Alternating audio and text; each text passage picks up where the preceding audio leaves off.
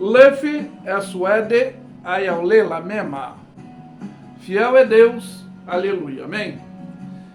Nessa noite de bênção, eu quero trazer um tema que é a coação e que conta a história profética de Jonas, e muitos não entendem o porquê. Segundo o relato, ele procura escapar. Mas antes de adentrar em tudo isso, eu quero esclarecer que tem pontos que hoje, como a arqueologia prova o que a Bíblia descreve, tem livros históricos, e como a ciência mesmo hoje demonstra que nós não somos descendentes de macaco, conforme a Bíblia descreve que o primeiro homem é Adão, ainda que acreditam ou não em termos de evolução, mas a gente crê na realidade bíblica, que é o criacionismo de Deus. Mas isso é só para dar um entendimento de pontos que eu vou esclarecer, que não estão na Bíblia, mas são históricos, como a arqueologia prova que algumas pontuações bíblicas, elas são verdadeiras. Mas para você ter um maior entendimento, eu vou estar lendo aqui, antes de pegar o livro que conta a história espiritual de Jonas, que é o reinado de Jeroboão II, que é aqui no capítulo de 2 Reis 14, do versículo 23 ao 26, que diz que no 15º ano de Azaria, filho de Joás, rei de Judá, começou a reinar em Samaria Jeroboão, filho de Joás, rei de Israel, e reinou 41 anos, e fez o que era mal aos olhos do Senhor, e nunca se apartou de nenhum dos seus pecados. E Jeroboão, seu filho, de Nabote, que fez pecar a Israel, também este restabeleceu os termos de Israel, desde a entrada de Ramate até o mar da planície, conforme o qual fará pelo ministério do seu servo Jonas, filho do profeta Amitai, o qual era de Gate-Efer. Porque viu Deus, o Senhor, que as misérias de Israel era muito amargosa, e quem nem havia encerrado, nem livre, nem quem ajudasse a Israel. Por isso que é comissionado o nosso profeta, e aí muitos não entendem. Mas nós estaremos lendo e estaremos esclarecendo alguns pontos para o seu conhecimento. O primeiro capítulo diz que veio a palavra do Senhor a Jonas, filho de Amitai, dizendo: levanta-te, vai à grande cidade de Nínive e clama contra ela, porque a sua malícia subiu até mim.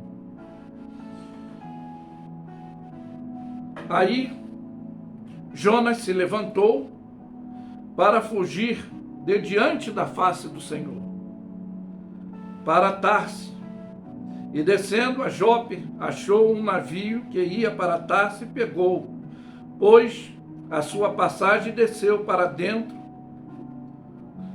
dele para ir com eles para Tarse, de diante da face do Senhor. Mas o Senhor mandou o mar que se agitasse, e fez um vento, e o mar em uma grande tempestade, e o navio estava para se quebrar. Então temeram os marinheiros e clamaram uns aos outros, aos seus deuses, e lança ao mar as fazendas que estão no navio, para aliviar do seu peso. E Jonas, porém, desceu ao lugar do porão e se deitou e dormiu no profundo sono. E o mestre do navio chegou-se a ele e disse: que tens, dormente?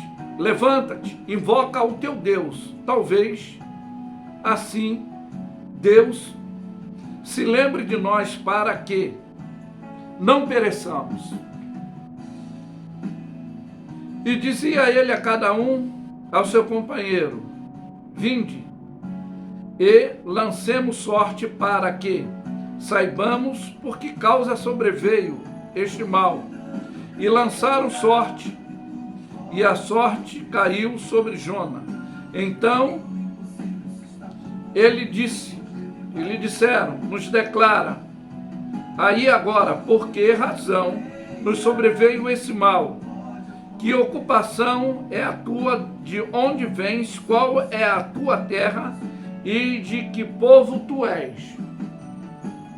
E ele lhe disse: eu sou hebreu e temo ao Senhor, Deus do céu, que fez o mar e a terra seca.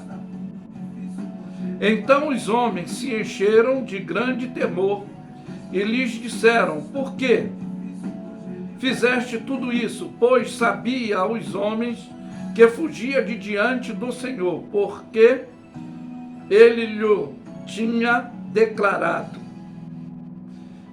E disseram-lhe: que faremos nós para que o mar se acalme? Porque o mar se eleva e engrossava cada vez mais. E eles diziam: levantai-vos, lançai ao mar, e o mar se aquietará, porque eu sei que por minha causa vos sobreveio essa grande tempestade. Entretanto, os homens remavam e esforçavam para alcançar a terra, mas não podia, porquanto o mar ia se embravecendo cada vez mais contra eles. Então clamaram ao Senhor, dizendo: ó Senhor, nós te rogamos, não pereça nós por causa da vida dele. O homem não ponha sobre nós o sangue inocente, porque tu, Senhor, fizeste como te aprouve. E levantaram Jonas e lançaram no mar. E cessou o mar da sua fúria. E temeram, pois, eles, os homens, ao Senhor com grande temor, e ofereceram sacrifício ao Senhor e fizeram voto. E despertou, pois, o Senhor um grande peixe para que tragasse a Jona. E esteve Jonas 3 dias e 3 noites nas entranhas do peixe. E orou Jonas ao Senhor, ao seu Deus, das entranhas do peixe, disse: na minha angústia clamei ao Senhor, e ele respondeu. Do ventre do íntimo gritei, e tu ouviste a minha voz. Porque tu lançaste-me no profundo, no coração dos mares, e as correntes me cercou todas as tuas ondas. As tuas vagas têm passado por cima de mim. E eu disse: lançado estou de diante dos teus olhos, todavia tornarei a ver o templo da tua santidade, e as águas me cercarão até a alma. O abismo me rodeou, e as algas se enrolaram sobre a minha cabeça, e eu desci até o fundamento dos montes, e os ferrolhos da terra correram sobre mim. Sempre tu me livraste da minha vida, da perdição, ó Senhor meu Deus. Quanto desfalecia a minha alma, e me lembrei do Senhor. Então, a minha oração no templo da tua santidade não era o tempo físico, era a comunicação direta naquela situação que ele se encontrava. E o que observaste a vaidade, vãs deixei, as próprias misérias, mas eu te ofereci sacrifício com voz de agradecimento, o qual votei e pagarei ao Senhor. Veio a salvação, e falou, pois, o Senhor ao peixe, ele vomitou a Jonas na terra. E veio a palavra do Senhor pela segunda vez, e Jonas, dizendo, levanta-te, vai à grande cidade de Nínive, e prega contra ela a pregação que eu te disser. E levantou-se Jonas e foi a Nínive, segundo a palavra do Senhor, e era, pois, Nínive uma grande cidade de 3 dias de caminho. E como Jonas começou a entrar na cidade no caminho de 1 dia, e pregava, e dizia, ainda em 40 dias Nínive será submergida. E os homens de Nínive creram em Deus e proclamaram um jejum e vestiram-se de pano de saco, desde o maior até o menor. Isso não é só em altura, mas em condição de comando. Porquanto esta palavra chegou ao rei de Nínive, e levantou-se do seu trono e tomou a si uma veste e se cobriu-se de pano de saco e assentou-se sobre a cinza e fez uma proclamação. Se divulgou em Nínive, porquanto do rei e dos seus grandes disse, nem homem, nem animais, nem bois, nem ovelha, porém coisa alguma, nem se lhes der pasto e nem beber água. Mas aos homens, aos animais que estão cobertos de pano de saco, eles clamaram fortemente a Deus, que se converteram cada um dos seus caminhos, da violência que havia nas suas mãos. Quem sabe que se voltará Deus e se arrependerá e apagará do furor da sua ira, de sorte que não pereçamos.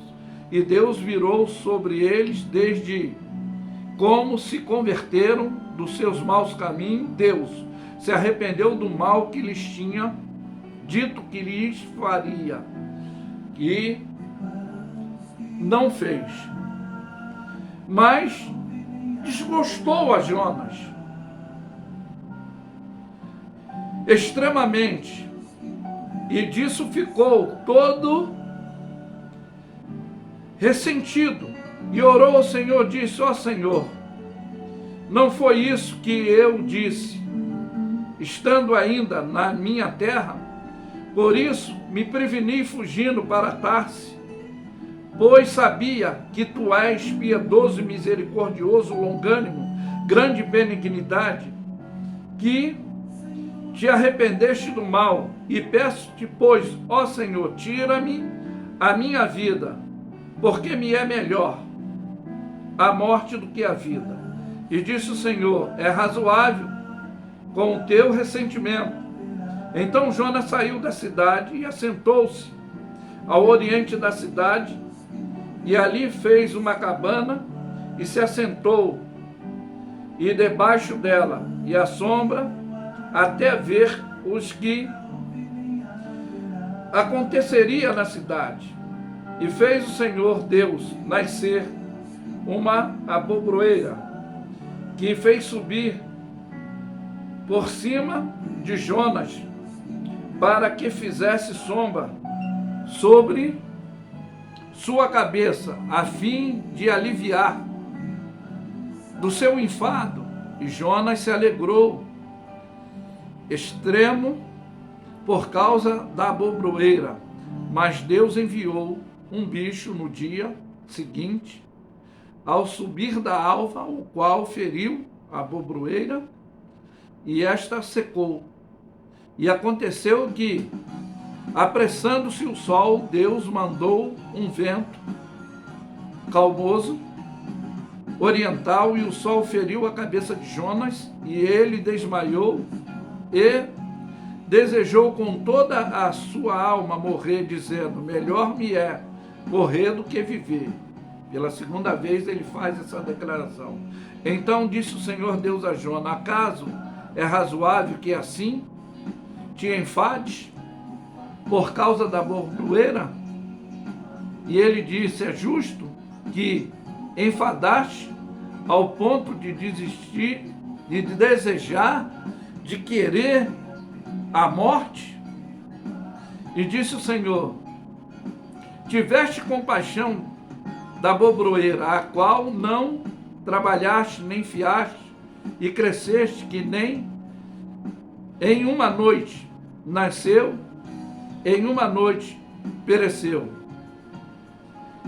E eu não hei de ter compaixão de grande cidade de Nínive, em que estão mais de 120 homens, que não sabem discernir entre sua mão direita e a sua esquerda, e também muitos animais?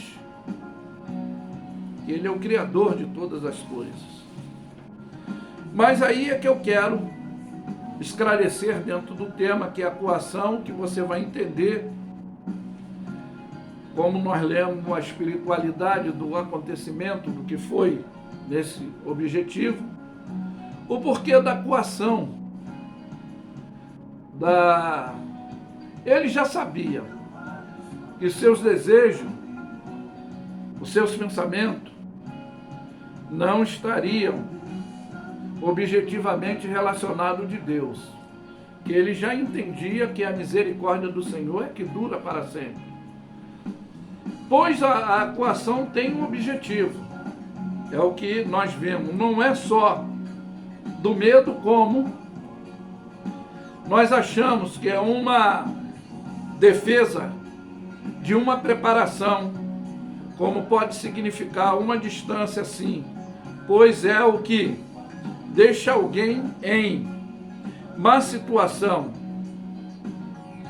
enfurnar-se ou entrar em uma defesa de alguém velando pelo seu bem.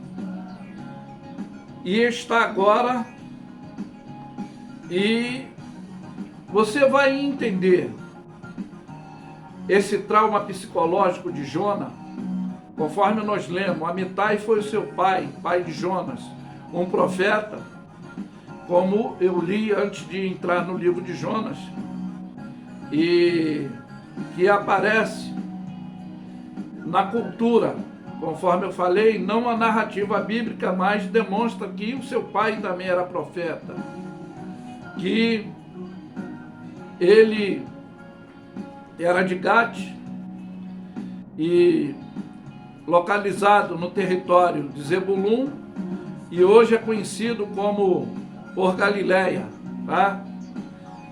Mas, segundo o relato histórico, ele foi morto naquela cidade que cegava cruelmente, martirizava os seus inimigos, os guerreiros, que eram capturados.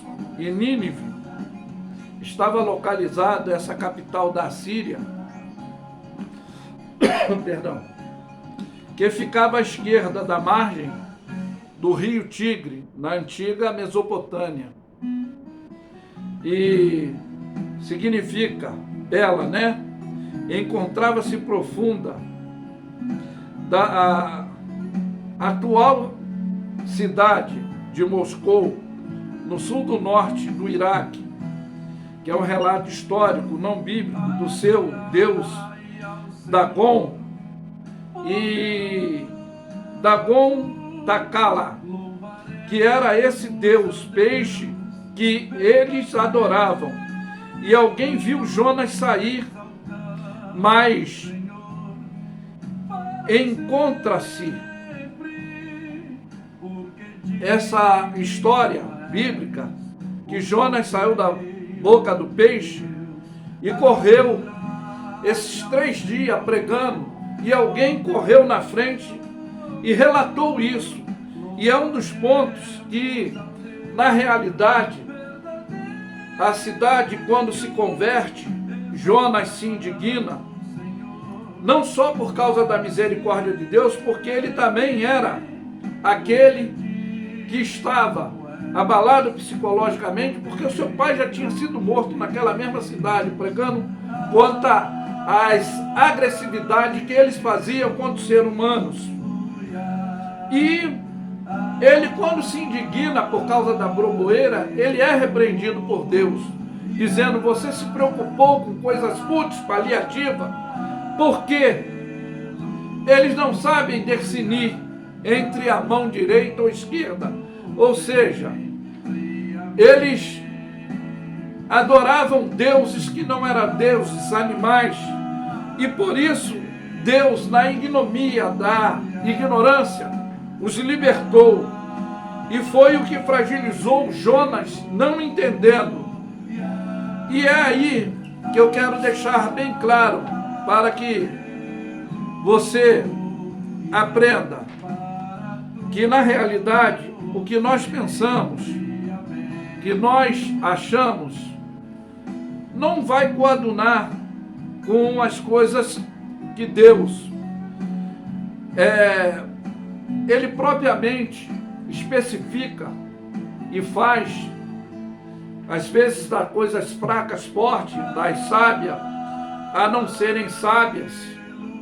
E o agir de Deus operando Ele, quem impedirá? Não vai ser como foi exaltado, repreendido, querendo a sentença de morte para aquela cidade que Jonas queria.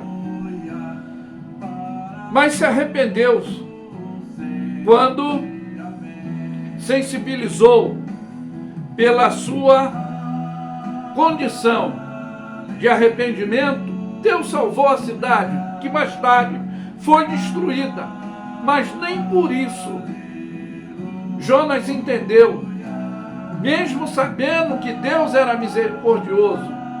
E às vezes eu quero deixar uma comparação aqui para encerrarmos. Nos preocupamos com coisa paliativa, fúteis, e vou falar que não temos amor ao próximo, não temos empatia, somos arrogantes e egoístas, queremos sentenciar e não queremos usar de misericórdia. Mas que fica a expressividade do terror psicológico que aconteceu com ele, do que aconteceu com ele e do que ele queria fugir, porque eles eram agressivos, cruéis, e ele já tinha passado esse trauma na família. E a ordenança foi que ele fosse à mesma cidade para determinar a sentença de Deus, e Deus foi misericordioso. E aonde ele não aceitou, quis a morte, deixar o seu ministério. Mas Deus falou para ele: você se preocupa com a broboeira que não plantou, e está aí tão preocupado, eu não teria que aí eu vou especificamente falar, Deus talvez assim, como Criador, gestor de todas as vidas, de homens, animais, de todo ser vivente, não vou usar de misericórdia, sabendo que somos todos nós fragilizados, fracos, vulneráveis, ainda que achamos superior uns aos outros, ou poderoso. Mas quando nós nos curvamos, nos arrependemos, a misericórdia do Senhor, ela é extensiva sobre nossa vida. Mas que fica essa mensagem objetiva e expressiva, para você entender o porquê Jonas queria fugir. Era trauma que ele já sofria, era cidade que era cruel, eram situações que ele mesmo declara que Deus poderia usar de misericórdia, e nós queremos sempre vingança. Nós queremos fazer justiça com as nossas próprias mãos. Mas o livro do profeta Isaías diz que a justiça dos homens é como trapo de imundícia, mas a misericórdia do Senhor é que dura para sempre. Eu afirmo que Lefe é suede, ayalela, mema. Fiel é Deus, aleluia. Amém? Ficam todos na paz.